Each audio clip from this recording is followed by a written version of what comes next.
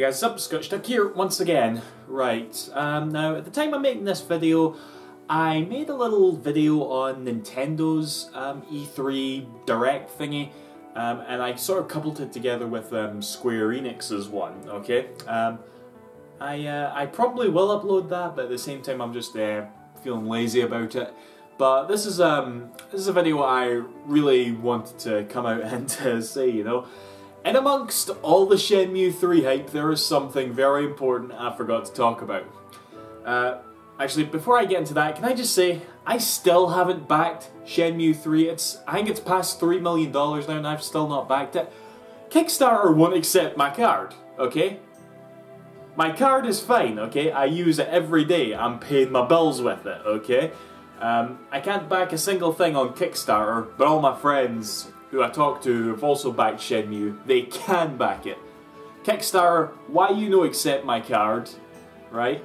I've backed shit before on your website, why you not letting me back my dream project here? I got $500 worth of sterling that I'm multi-planned down on this fucking thing, right? Seriously, that's how much I'm gonna donate, right?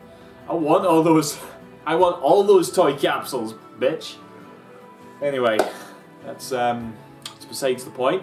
You can probably tell from the title of this video, I want to talk about The Last Guardian. Now, as I said in that last video, you know, like, when The Last Guardian was originally showed, my reaction was pretty similar to the Shenmue 3 one. Well, to say it was similar is a bit of an exaggeration, because Shenmue 3 was obviously, like, the biggest deal that could possibly ever happen to me in terms of gaming.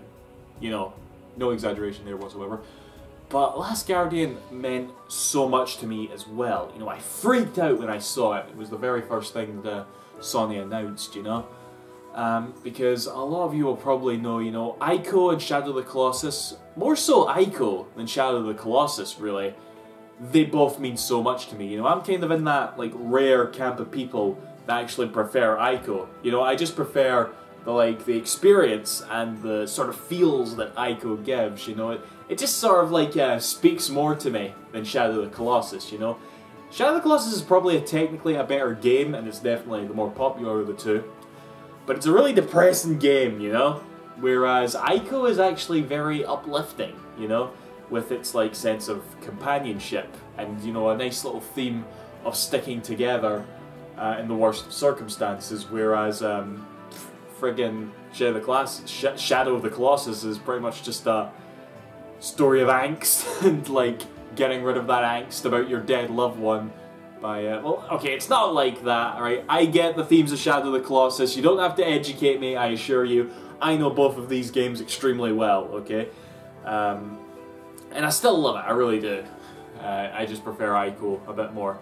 And Last Guardian, it really is looking, like I've said this since day one, it really does look like an absolute perfect blend of both games, you know?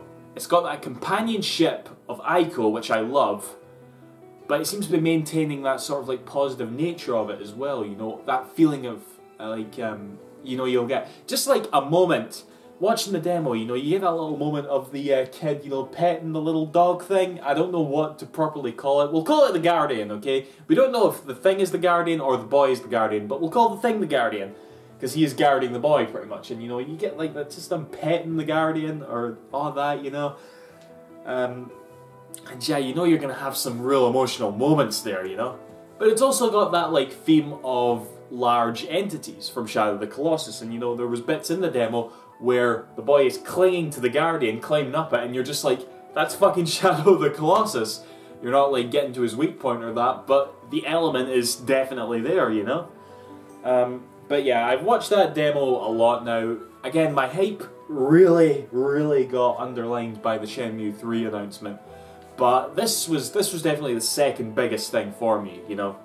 Wasn't like, the Final Fantasy VII Remake, which was pretty much the third bombshell, you know, of that show. In fact, some people aren't really considering The Last Guardian a bombshell, you know. Shenmue 3 and Final Fantasy VII Remake, definitely. But I think Last Guardian's in there as well, you know, I really do. But yeah, Last Guardian was definitely number 2 for me. Some of my favourite bits from the demo, well, one thing, it did feel a bit scripted, honestly. I don't think the whole game is going to play like that. And you'll know that Team Ico quite like, you know, their minimalist design when it comes to like their games, you know? Like, more so in Ico than Shadow of the Colossus, you know, like there's no HUD in Ico, right? It doesn't tell you anything. You have to learn yourself by interacting with the characters, you know, and interacting with the environment. And I'm hoping it maintains that, but it looks like they're going to have to give you a little bit of like announcements or whatever, you know, kind of like what Shadow of the Colossus did with, you know, Mordin? Was that the god's name? You know, he would occasionally like bestow upon you advice. Like, for example, near the very beginning of the demo, you know, like, it looks like you have a call button, similar to Ico, you know, for calling over the Guardian, but it looked like, you can see, like, the boy, he sort of, like, jumps on the spot, you know, and that's kind of to give the Guardian the signal to go ahead and jump, you know, over at the other side, right? And it was like, yeah, that's definitely the sort of, like, minimalist design that you'd like, because so many other games, you would just open up a menu or just select the jump command or something, or the wait command, or the attack command, you know, but it looks like you tell this thing to do stuff through this sort of, like, interpretation, you know, and I like that a lot.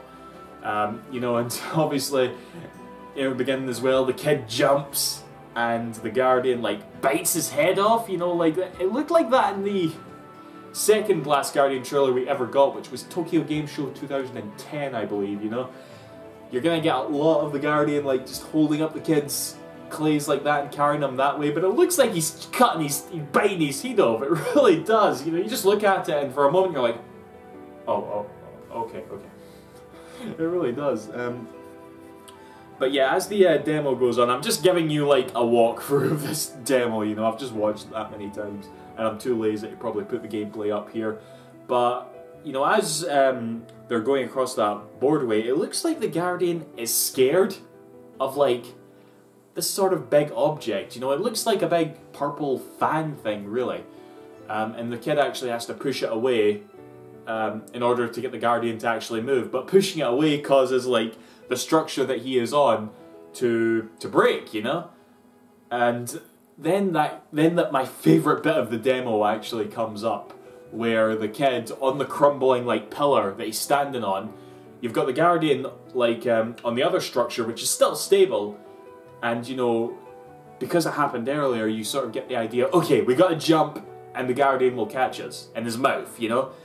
They jump, the Guardian misses, and, you know, at that point you're like, okay, are they gonna end the thing there? But then out of nowhere you see the Guardian's tail come down, and the kid grabs that. That was my favourite bit of the whole demo, you know? That's the sort of, like, creative way of companionship and platforming and puzzle solving.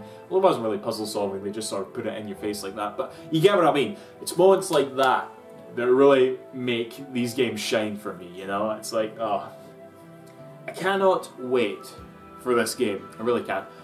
I don't mind. I remember probably like a year or two ago, I probably would have been like annoyed that it got shifted from PS3 to PS4, but I'm okay with it now. It doesn't look like they upped the graphics that much, but I'm also okay with that. I would rather, like, this was just a PS3 game ported over and, you know, ran perfectly, you know, 60 frames per second, 1080p, than because, you know, you'll remember, like, Shadow of the Colossus on the PS2, there was times where the frame rate could really go all over the place, you know? If like, on the PS3 it ran like that, and on the PS4 it runs smooth, but both games look exactly the same, then I'd definitely pick the PS4 version, you know? That's just a theory I have, you know? Who knows what it'll run like, but we'll see. But yeah, that's pretty much all I want to say about that. I really cannot wait for The Last Guardian, you know. Hopefully it doesn't go into developer hell again. Hopefully it really does come out in 2016. Oh, who the fuck knows? Don't do this to us again, guys, you know? I mean, don't make this into, like, oof. Please don't. But that's that, yeah. That was like my number 2 announcement at E3 without a doubt, so I just wanted to talk about it a wee bit. So, yeah. See you after, guys. Thanks for watching. Bye-bye.